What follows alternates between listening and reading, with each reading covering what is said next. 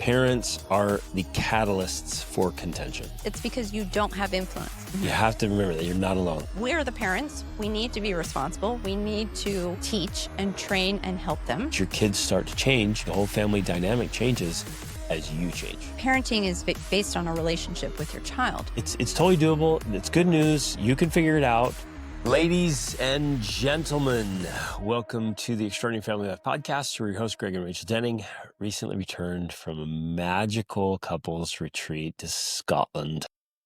We had an awesome time, stayed in one of the most beautiful places I've ever stayed in, the old manor on the water. The grounds were spectacular. Went and saw palaces and castles and had workshops that were transformational for couples. It was awesome. Despite being sick. We're saved and Marriages were thrived. saved. And no, he's like, it's all about making marriage better. And if we're not working on our marriage, then we're working on our divorce.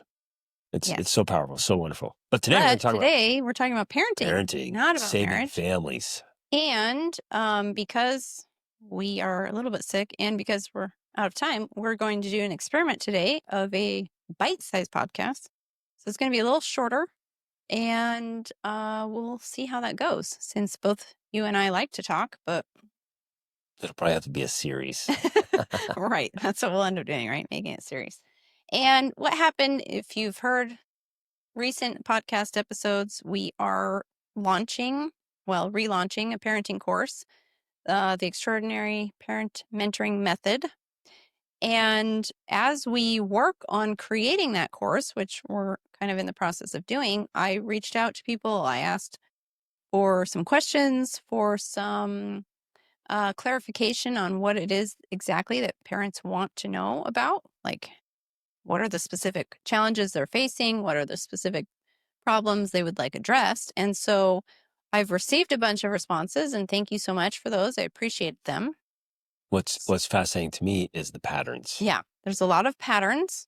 And so we decided, especially in this bite-sized episode we're going to do, to start addressing some of those questions, because that's also going to help you and I prepare to make the videos for this course. So it's killing two birds with one stone here. Well, and what we love is that there's commonalities, there's common denominators, there's the patterns.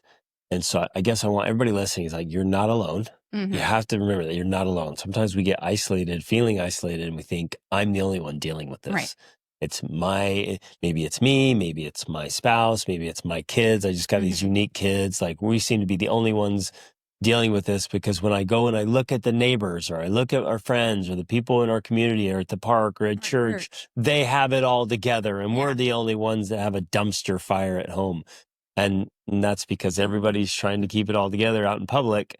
And then they're all writing us emails saying, well, I'm struggling with this. And then the pattern's the same. Yeah. And it's very common. And some of it is societal.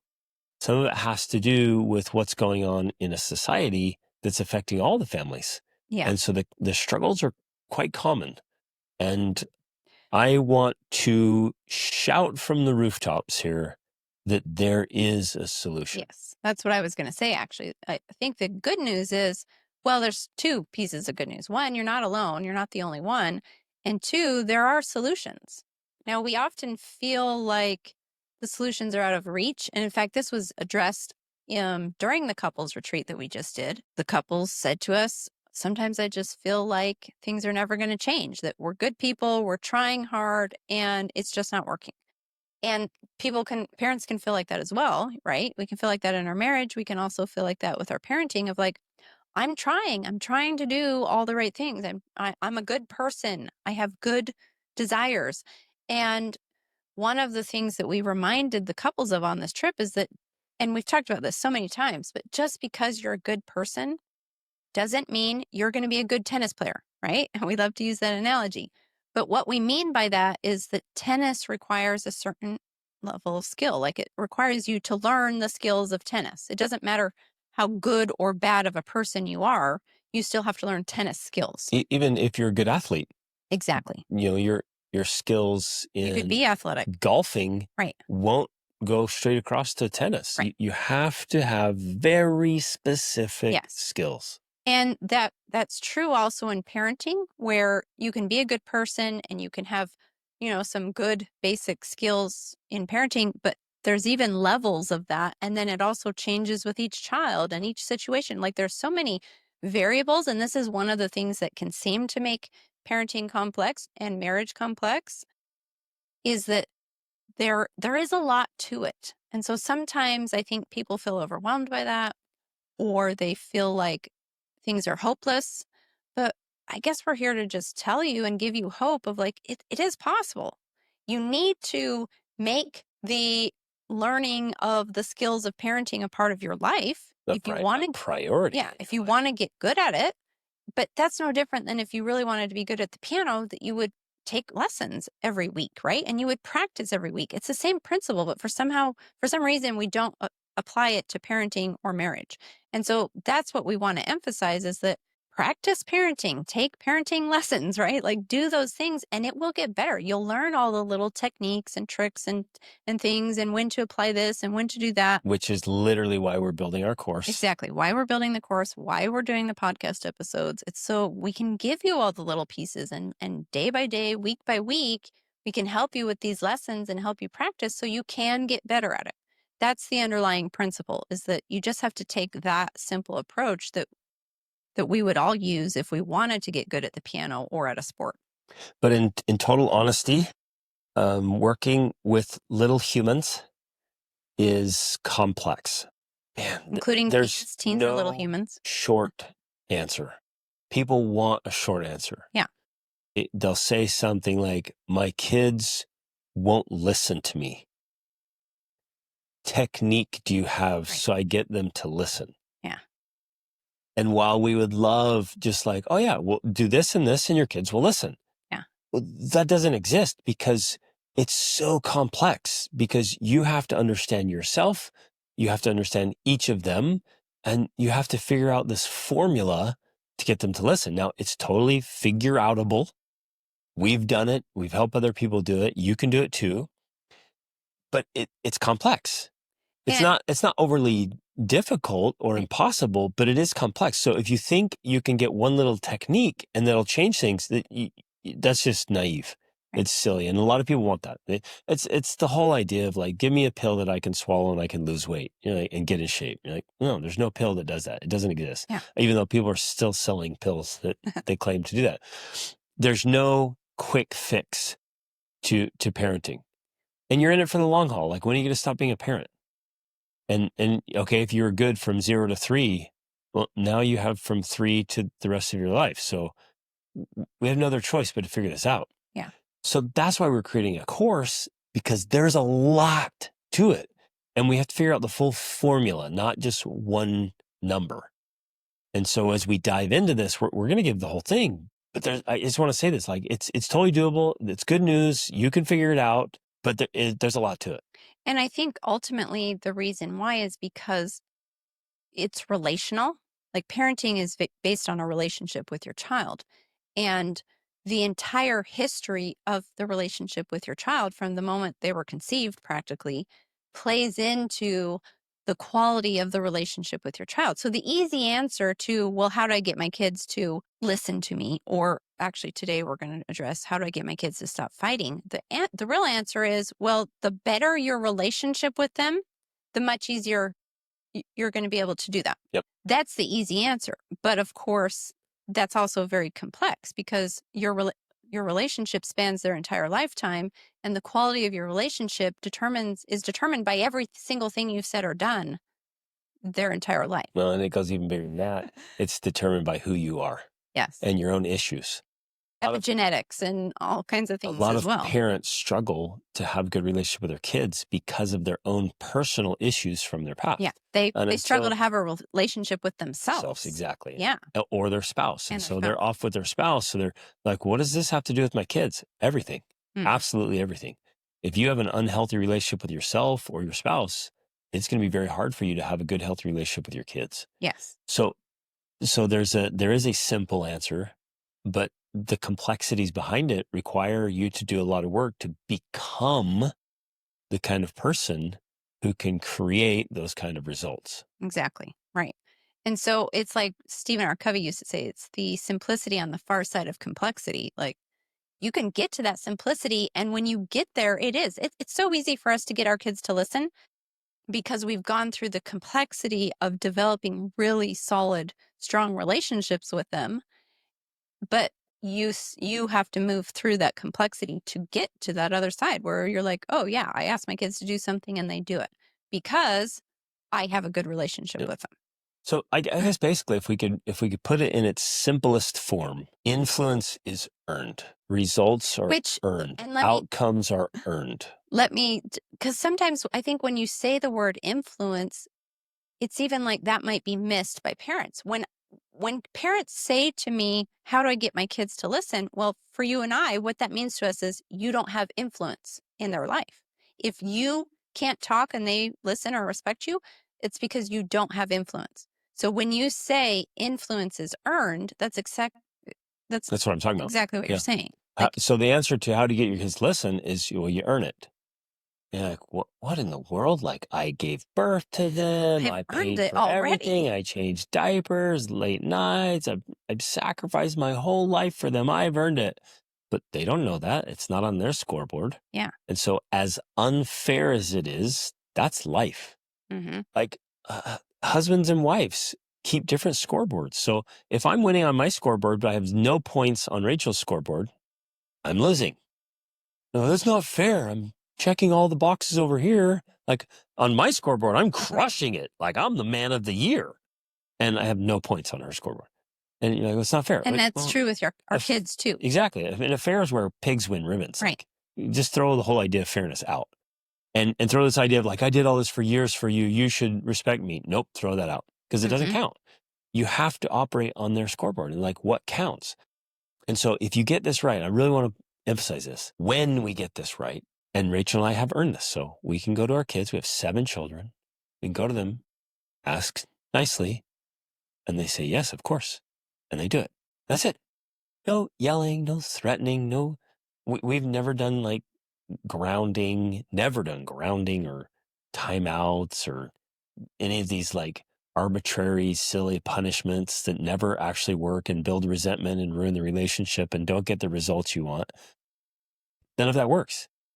It's earning the ability. No, it's not even ability. It's just earning the influence through a strong, connected relationship. When your kids love you and respect you and you say, hey, we do that? Absolutely. Or you say, hey, that's not cool. That's not a good way to live. And they're like, oh, sorry. I'm so sorry. I won't do it anymore. And they don't. Like that's the extent of asking your kids to do something and asking them not to do something. When you have the phenomenal relationship, that's it. It's amazing. I know that sounds crazy. Even for me to say it out loud, some of you are like, no way. It doesn't exist. It doesn't work like you guys are full of crap. You probably believe in unicorns and Santa rainbows Claus. and leprechauns and pots of gold. Like this stuff is real and we're living it. Yes. And I remember when we were very first married, I read somebody talking about like that. And I remember thinking, I want that. If that's possible, I want it. And it was a story long ago, but early 1800s of this dad. He would just gently say, kids, I'd really like you to do this. And they would do it. That was enough. They would do it because they loved and respected him so much. I'm like, I want that. Yeah. And so it was not manipulation either or guilt. None of it. No, it was just, they absolutely loved and adored and respected him. And so they just wanted to do. And they also, because within that framework is knowing that he would never ask them to do something that was counter to their own well-being or their own free will or. Well, what they trusted was who he is. Yeah. And in this case, who he was. But for you and for me, they have to trust who we are. And they know who we are because they live with us. They see through it. So the facade or the mask we put on for the public, whatever, they see behind that. They know who you are. Yeah. And you're not fooling them. Parents think they're putting on some little show and their kids aren't aware of all the crap going on behind the scenes. And kids are like, yeah, we knew the whole time. So that's the key. It's like, it's who you're becoming. Yeah. And so to get to the actual topic that we're talking about today. Oh, we're already in it, babe. We are already in it. We are. And so I want people to understand that, like, we don't do these ramblings just to ramble. Like, there's a foundational basis to the reason why we do it. But to get to the topic about how do I get my kids to stop fighting, or how do I reduce or eliminate sibling rivalry? And this is one of the things that I think most parents find the most painful to accept. But when there's sibling rivalry and when there's fighting in the home, it starts with you. Yeah. You are the cause. You are the contributor. You are the catalyst to that fighting. And the reason why is something we like to call imitation without regulation. And that's because our children directly imitate us. They see, and they've been watching and listening since they were in the womb. Yep. And whatever we do, they imitate it. But because they have underdeveloped prefrontal cortexes, the prefrontal cortex, which is the thinking, rationalizing, just, control part of the brain, is not fully developed until the age of 25. Because of that, they imitate us, but they do it without self-regulation. So it's exaggerated. It's basically exaggerated imitation. So whatever you're doing on what you think is a small scale, like, okay, I'm getting upset, but it's under control, or I'm doing this, but it's under restraint. They're I'm copying getting upset about this. something that matters. It's a big deal to me. Yeah. Well, they don't know that. They're not making that connection. They just see it. Right. And they take it and they kind of twist it and use it in something that's important to them, like their siblings sitting in their airspace. And Right. that's not okay. Yeah. And so they're simply imitating, but they're exaggerating what they're seeing, and they have less self-regulation than you do. So if there's sibling rivalry, if there's fighting going on, the cause is what is happening in your family. It's the way you and your spouse are treating each other. It's the way you and your spouse are treating the children in the family. And they're simply imitating that, but in an exaggerated form. So if you get after your kids, they get after their sibling. If you get upset over the taxes, over the weather. I want that to sink in for 1 second, though, because you're going to go through all the things we might get upset about, which we feel are justified, right? We feel like we have a good reason for. But that alone right there, if you get after your kids, they're going to get after their siblings. Mm-hmm. And of course, you might be thinking, well, what? I'm just supposed to let whatever fly? Like, I'm not going to correct or discipline my children because I don't want them to get after their own siblings, so I'm not going to get after them. And no, that's not what I'm saying, because children, we're the parents. We need to be responsible. We need to teach and train and help them. But the way we do it is then going to be the way they interact with their sibling. I remember thinking as a young dad, seeing my kids do this and thinking, yeah, but I'm the dad. Yeah, so exactly. I get after my kids. It's my job. So I get to get after you, but you don't get to get after each other. Which is the same as saying, do what I do, but do what I say, but not what I do. It's delusional. And I still know people that think that way. And then I get it because I used to think like that. Well, no, I have to get after them. It's my job. It's my duty. I'm going to get after them. I'm going to get upset. I'm going to correct them, but they're not allowed to do it to each other. That's just craziness. It literally is delusional. If you think, well, no, in this house, I get to be the one that gets upset and angry. The rest of you don't. Right. You're going to live in your crazy house for a long time. You're going to get the results you get. Yeah. And you're going to wonder why. But that's why, because the way that we get after our children, or the way we teach, train, interact with, mentor, guide our children, that's how our children learn how to interact with other people. So if we do a good job at it, they're going to learn good ways to interact with their siblings, and then good ways to interact with their own children when they have them, and to interact with their spouse. If we do a poor job at it, they're going to learn how to poorly interact with their siblings and how to poorly parent, right? So it's directly connected. And for us to think that do what I do, do what I say, not what I do, is going to apply here, it's not. If our children are not interacting with each other the way we would like them to, it's because we are not interacting with them the way we should be interacting with them. Boom. Right there.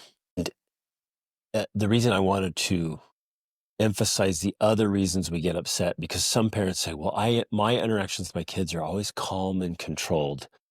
And they might see that, but then notice how angry you get upset at other drivers or that crazy neighbor or IRS or you name it, like, Right. or you're watching sports and you go ballistic.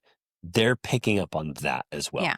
And so they'll say, well, If I ever feel like that, mom gets so upset about the neighbor or about her mother-in-law, and dad gets so upset at the referees at the game. So then they think, well, when I if feel get like upset, that, yeah, that's how I'm supposed to respond. exactly. So, That's so how I'm like supposed to act. they've trained me. So if, My parents have taught me how to behave. So when I get upset with my siblings, I know exactly what to because do. I'm feeling, especially in a case where they see, if that's when they see you acting out those emotions, if that's how you act out anger or frustration or irritation, and even if it's not happening to them, let's say in a scenario where you control your behavior to your children,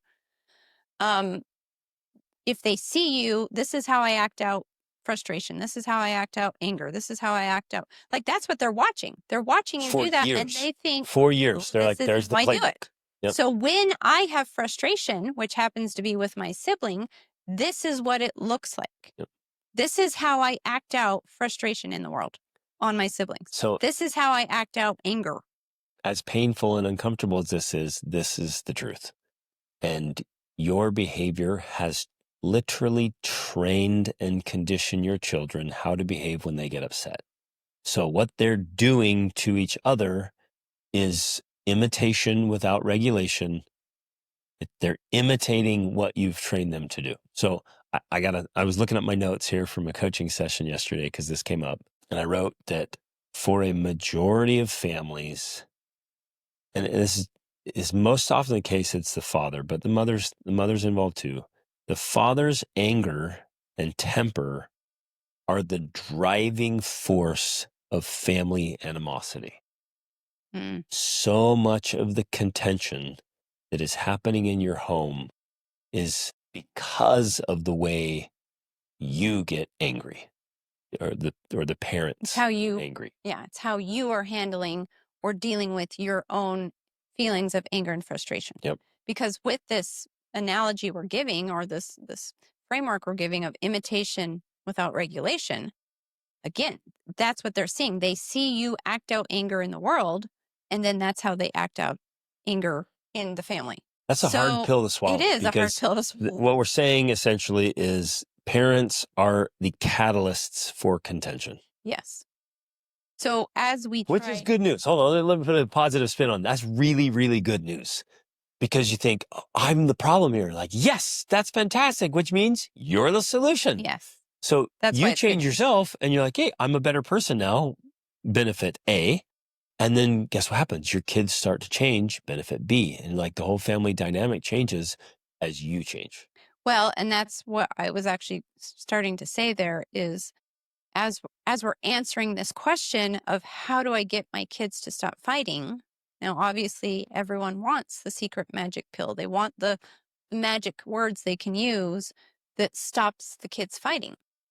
But the real answer is, So Sandriana, or get 8-year-old. control of yourself. That's the secret sauce. Right. You want your kids to stop fighting? You get control of yourself. Yes. That's a famous line in our family, because our youngest child said that to her older sister one day when she was upset. She was like, control of yourself. And she was only like 5 or 6. Yeah, It was at the so time. funny. It was so great. And it's so true. And so the real answer, despite how challenging it seems, is you have to get control of yourself. Yep. You have to learn how to manage your anger, how to process your negative emotions, how to deal with frustration. Because if you can't learn how to do that, how do you expect your child, who is younger than you, to know how to do it? Children cannot self-regulate. That is one of the biggest fallacies of our day. And it starts with the whole idea of sleep training your babies. It's just retarded. Babies do not know how to self-soothe. They cannot, because they literally are missing that part of their brain. Well, even as a 6-year-old, I read that the brain's only about 25% developed. Yes. Exactly. And you're sitting there saying, well, they should know how to control themselves and behave, and they should know how to deal with their anger when they're 6. Give me a You're an break. adult and you're not doing that. Right. So how can you expect them to do something that you do not know how to do yourself? That's really the answer. So if you want to know how to help your child deal with frustrating situations and deal with anger, you have to learn how to do it first. And then, and this is the secret that too many parents don't realize, and that's why they come to us asking those questions. You and I know how to help our children because we know how to help ourselves. Yep. We know how to regulate our own emotions, our own anger, our own frustration, our own irritation.